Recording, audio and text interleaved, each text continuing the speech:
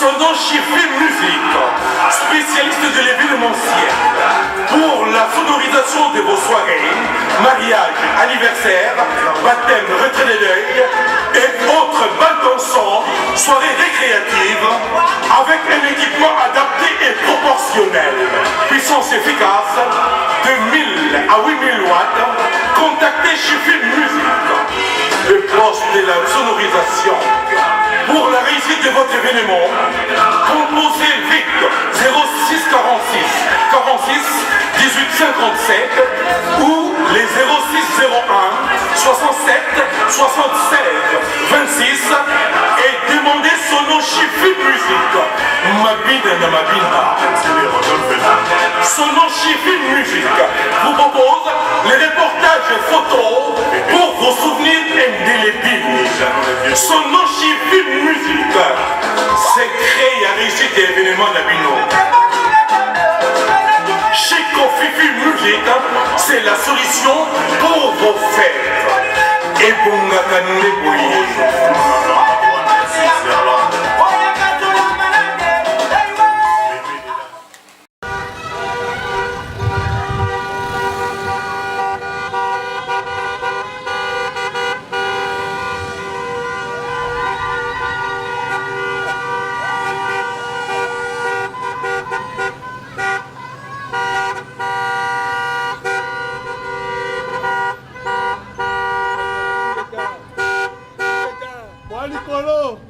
Boleki bango.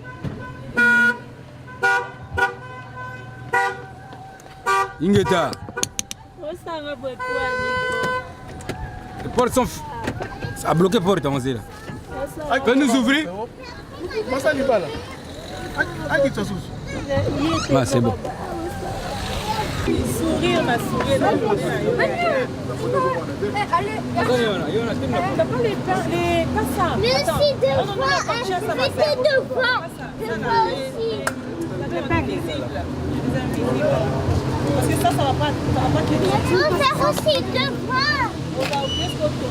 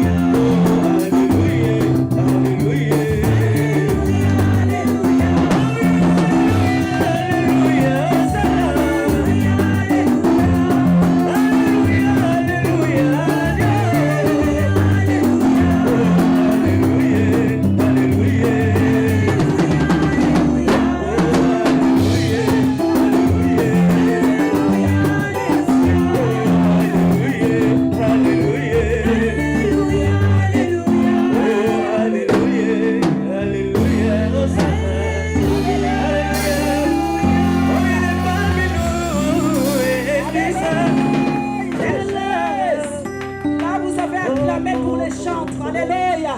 Nous allons nous lever et acclamer. Acclamer comme il faut. Alléluia. Oh, celui qui nous garde. Alléluia. Oh, cet oxygène. Alléluia. Quand tu es en train d'acclamer pour les chantres, je veux que tu acclames pour le roi des rois. Parce que nos bien-aimés sont en train de se préparer pour rentrer. Alléluia. C'est tout.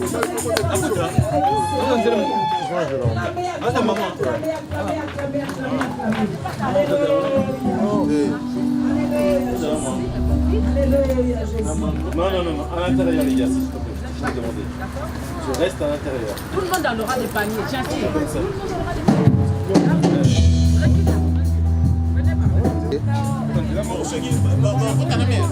Bali.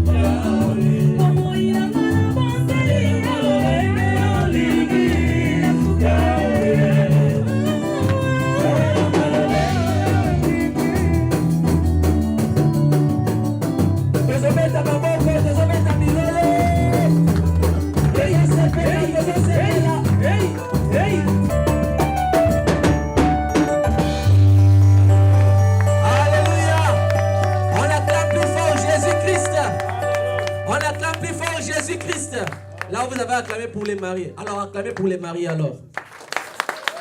Faites-la. Oh, manifestez la joie quand même, bien aimé. Manifestons la joie. Manifestons la joie. Nous acclamons plus fort Jésus. Moninga Bali. Mais est-ce que moi wapiamo? Moninga Bali. Est-ce que moi na lelongi na yo? Moninga Bali. Moninga Bali. Jacoda Bali. Kadina Bali. Vous mettez la laisse pour la table Jésus.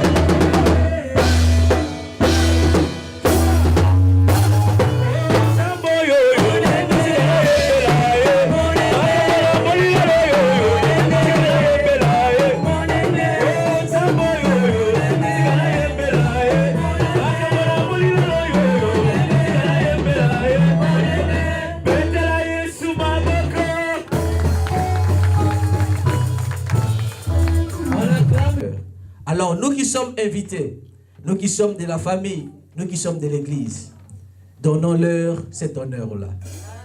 Alléluia. Alors, quand nous faisons les bruits, il faudra que la manifestation de la joie se manifeste sur le visage. Parce que la joie qui est à l'intérieur du cœur ne peut se manifester que par les signes extérieurs qui est sur le visage. Alors, je vous vois trop triste. Je ne sais pas qu'est-ce qu'il y a. Il fait beau dehors, n'est-ce pas? La pluie a failli menacer. Mais on a dit, arrête-toi pluie. Est-ce que vous avez vu que la pluie a arrêté? Alors j'étais devant ma maison.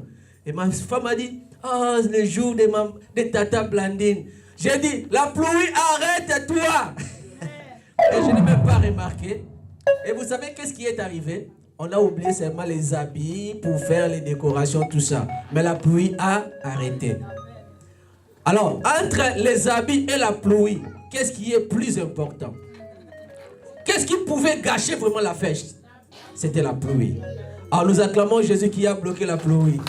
Nous acclamons Jésus qui a empêché la pluie. Nous acclamons Jésus plus fort que ça, plus fort que ça. Faites du bruit dans sa présence. Faites du bruit dans sa présence. Faites du bruit dans sa présence. Jésus, il est là. Rapidement, nous voulons passer au message de cet après-midi.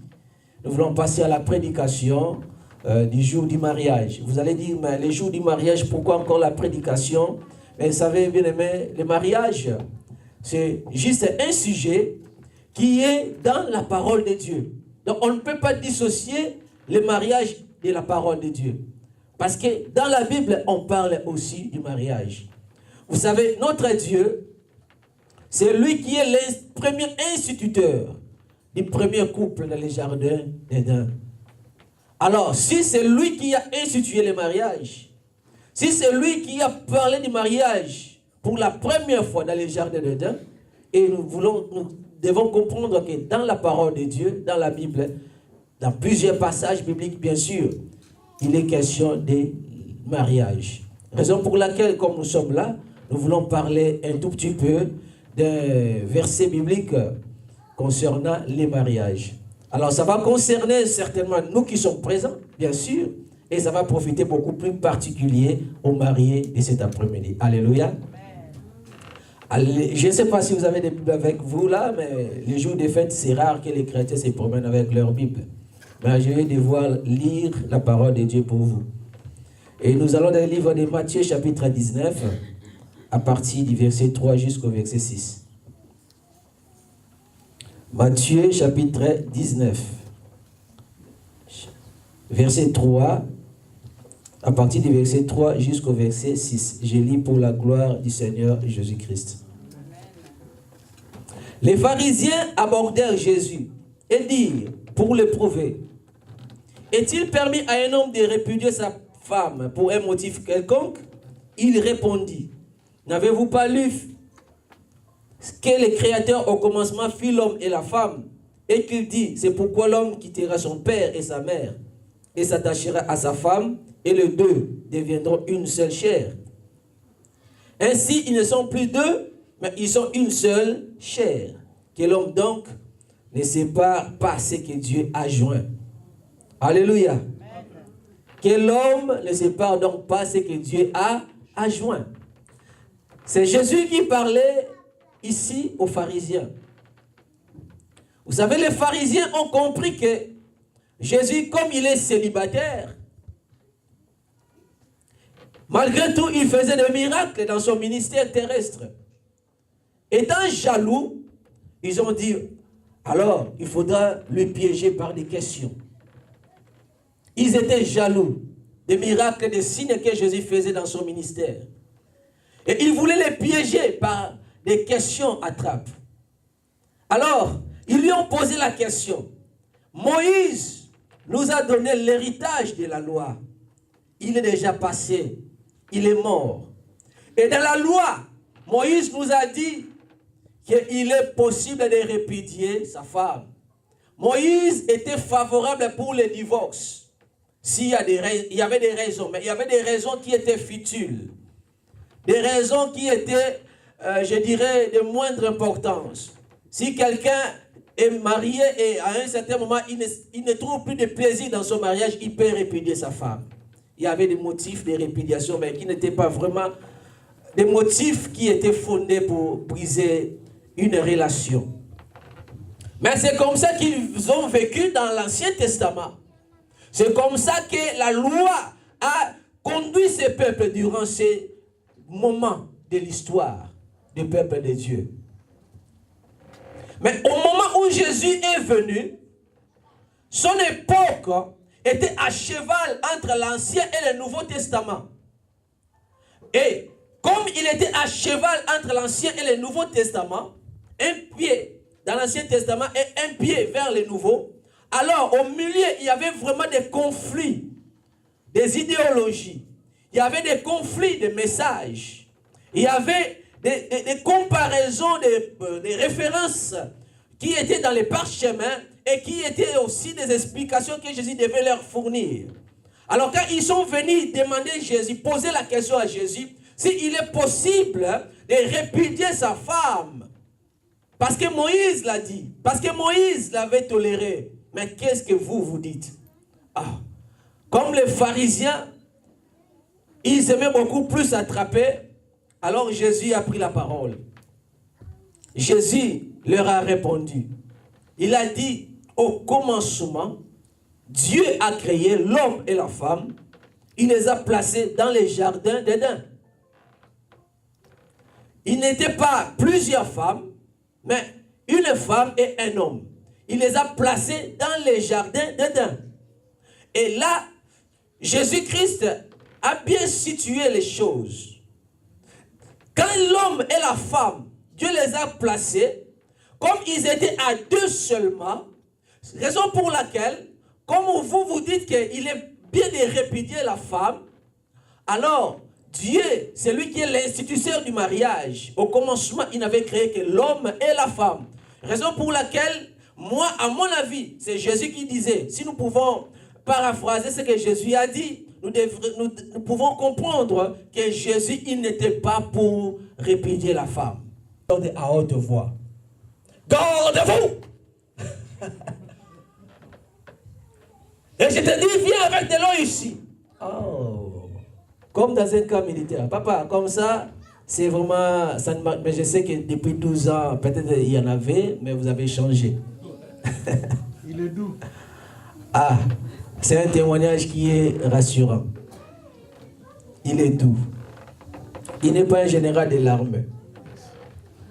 Alors, pour réussir le mariage, papa, il faut que vous ayez une amitié, une relation de complicité. Parce que si la femme est votre amie, si la femme est votre compagne, vous partagerez des choses, vous ferez des choses ensemble. Aujourd'hui, ce qui tue le mariage, c'est parce que chacun a son compte bancaire. Chacun a sa vision. Chacun veut aider sa famille comme il veut, sans pour autant passer par l'accord de sa femme ou de son mari. Ça, ce sont des choses qui tuent le mariage, bien-aimé. Ce qui tue le mariage aujourd'hui, chacun a son compte Facebook. Mais dans les comptes Facebook, les codes, l'homme ne connaît pas. Les codes, la femme ne connaît pas. Chacun a ses amis privés. Alléluia. C'est ça qui tue le mariage aujourd'hui. Mais ce que j'aimerais dire, papa, il faudra que le mariage soit transparent. Une transparence dans le mariage fait que vous soyez unis ensemble.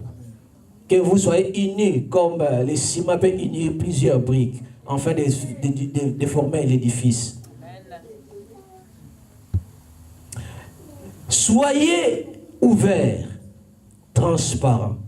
Et comme maman aussi, ouverte et transparente. Qu'il n'y ait pas de secrets. Qu'il n'y ait pas de secrets. Ce que vous voulez faire, partagez ensemble. Mettez les projets sur la table et discutez. Trouvez les moyens pour faire cela. Parce qu'on dit derrière un homme fort, il y a toujours une femme de distinction derrière.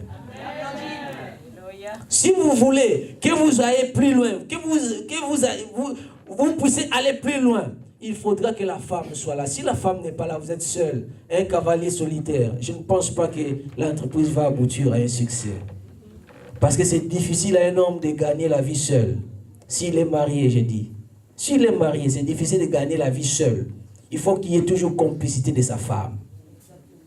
Alléluia. Mais si la femme n'est pas complice, la femme, comme elle n'est pas complice, elle va attirer cette entreprise vers les bas. Il faut avoir aussi une expérience. Parce que dans la parole de Dieu, la parole de Dieu dit ceci dans le livre de Malachie. Il y a des gens dont la prière ne sont pas exaucées parce qu'ils méprisent leur femme de jeunesse. Tout simplement. Donc le mépris de la femme fait que Dieu bloque les prières. Dieu n'exauce pas les prières. Alors, si Dieu n'exauce pas les prières, cela veut dire que la grâce n'est pas là. Si vous choisissez, si vous avez des pensées réglées selon les meilleurs sera là. Il ne manquera pas, il sera toujours au rendez-vous. Donc, choisissez de devenir meilleur. Vous êtes déjà meilleur au nom de Jésus-Christ. Soyez meilleur au nom de Jésus-Christ. Meilleur au nom de Jésus-Christ. Meilleur Blandine, meilleur Jean-Claude, meilleur